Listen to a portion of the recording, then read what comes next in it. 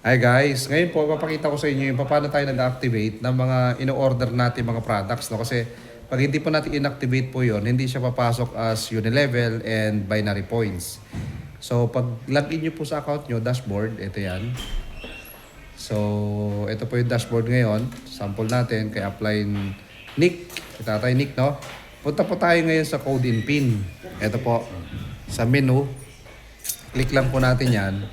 Kasi po dito, makikita nyo, mayroon po yung registration code. Ito po yung bagong member.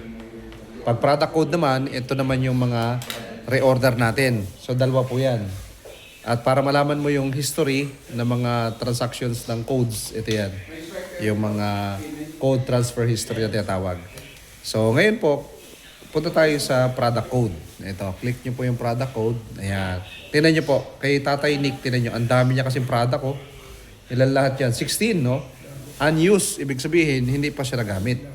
Hindi pa na-activate yung codes. Pero wala naman problema kasi hindi naman siya na-expire. Pero pag hindi kasi siya nagamit, hindi siya magiging income. Di ba po? So para siya ay pumasok as unilevel at the same time binary points, ito po ngayon. So click ka ngayon, i-click mo to bawat box. Pero one by one po yan. So i-click nyo po yung box. Tapos, katulad po ito, Mighty Green Coffee. So may mga na-order po si Tatay Nick na coffee, may barley, ganyan. So nakalagay naman yung status, unused, hindi pa nagamit. So, ito po, i-click nyo po yung action dito. Yan, yung action po ito, yan ang nakalagay po, use or transfer. Halimbawa po, yung may mga downlines kayo nagpabili sa inyo, pwede nyo pong bilan sila at i-transfer po yung code sa kanilang username sa account nila. Pwede pong ganon. Pero kung sa'yo naman po lahat yan, so gagamitin natin yung use. Kiklik natin yung use. Ayan. Click natin yung use. Ito po yan siya. Dito, wala na kayong babaguhin dito. So, kiklik nyo na lang po yung continue. Continue. Tapos, okay nyo lang. Are you sure you want to activate this product? Di ba? So, click nyo lang po yung okay. Ayan. So, ayan o. Product code activated. Nakalagay. So, 15 na lang. So, nagamit na isa. And, dito muna. Tingnan muna natin yung dashboard. Ang maganda po niyan, tingnan niyo po right waiting points. Kanina, 0 yan eh. Ang maganda sa system po natin, automatic napupunta yung product points na binary doon sa ating weak side na tinatawag or sa pairing side. Kasi sa kanyang left at right, ang maraming points or yung strong side na tinatawag ay nasa left side. Diba? Left waiting points siya yung marami, 3,000. Ngayon, automatic kapag ini-encode natin ngayon yung mga product points, automatic siyang pumapasok sa right niya. Bakit? Kasi yun yung maganda sa system. Para pag nabuo na 500 yung points na yan, magmamatch siya ngayon dito sa waiting points. O, di ba ang ganda ng system natin? Ang lupit, no? Ayan, so, di ba 3 points po pag coffee? Guys, 3 points pag coffee. Tapos 4 points naman pag barley. Kaya nga sa barley po, 125 boxes lang na reorder. Magmamatch ka na naman, di ba? So, yun po yun.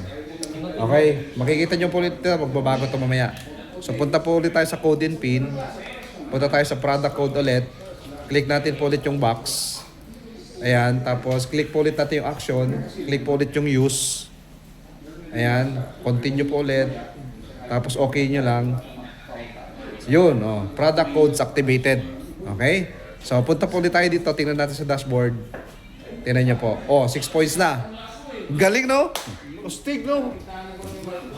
Automatic siya. Doon sa pairing side mo. Automatic na siya pupunta doon. Kaya ang maganda po sa product natin, meron siyang unilevel at meron din po siyang binary. Dalawa yung points sa product. Kasi sa iba po, ang product ay unilevel lang. Sa atin, dalawa. Pwede siya mag-match kasi may binary point siya, meron din po siyang unilevel. So, balik ulit tayo sa code and pin. Product code ulit. Click ulit yung box. Click ulit yung action. Use. Continue. Okay. Yan, ganyan lang.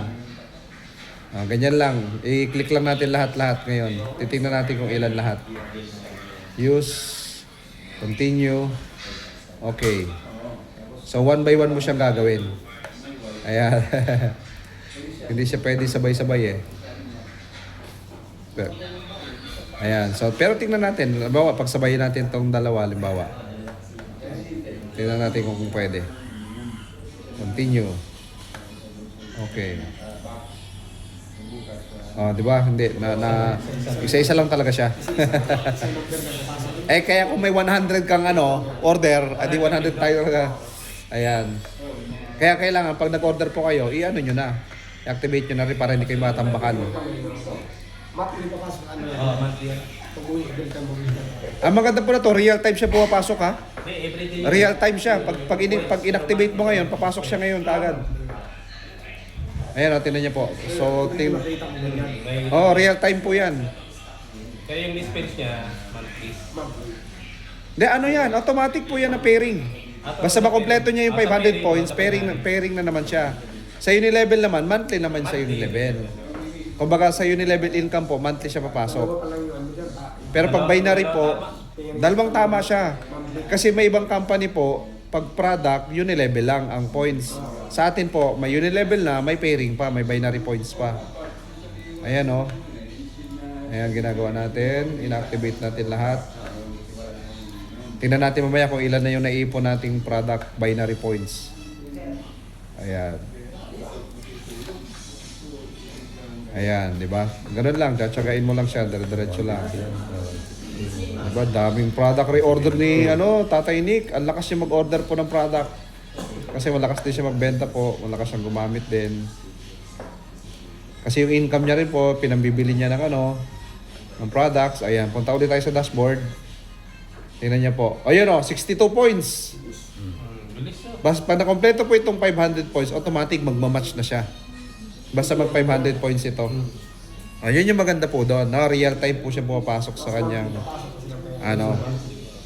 Opo.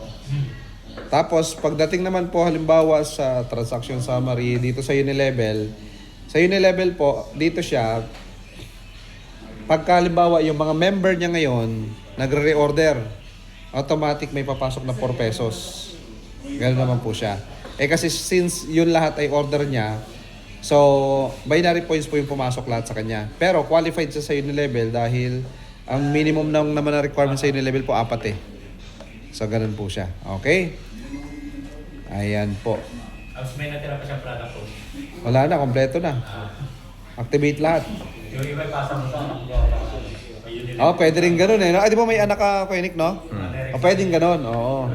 Next time pala, ipasa natin sa anak mo. Dapat lang sa'yo. Para Unilevel sa'yo. Tama pala yun. Ganun po. Yun po lang technique, Apo. Ayun, yan. So, yun. Okay na. Thank you, guys. God bless. Bye-bye.